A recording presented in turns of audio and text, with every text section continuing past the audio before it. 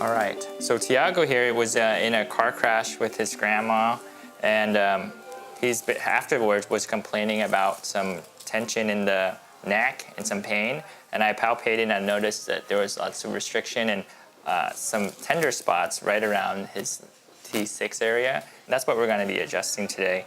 He's been adjusted before, but it's the first time I'm going to be working on him. Okay, Tiago, we're gonna lay you down, okay? That's just like you were doing before. So this arm is gonna be down like this. Perfect, thank you. All right, and your head can be right over here. There you go. Okay. And just relax this arm. Okay, right in this area here. All right, is it okay? Yeah, all right. Good. Good. Okay. All right.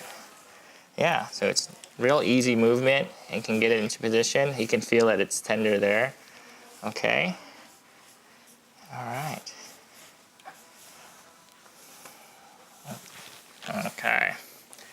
All right, Tiago, can you lay on your back for me? Okay, we're gonna check your neck, okay? All right. Yeah, so right in this area, pretty restricted. Okay, good. Okay.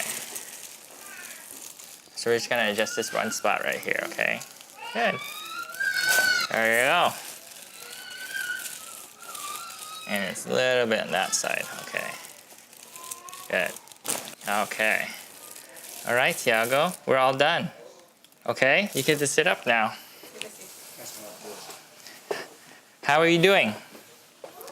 We're gonna check and see how his neck's, if he's still complaining about it, but it was pretty restricted. Okay. So you just saw treatment that we do on patients with a whiplash injury.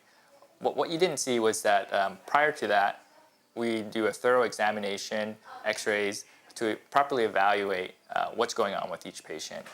If you've been in a car crash or suffering from any kind of whiplash injury, it would be best that you seek a whiplash injury specialist to properly evaluate and give you treatment. I'm going to include a link somewhere below where you could find a whiplash injury specialist in your area. But you don't want to just ignore the pain in your neck or your back because something that can become a chronic issue.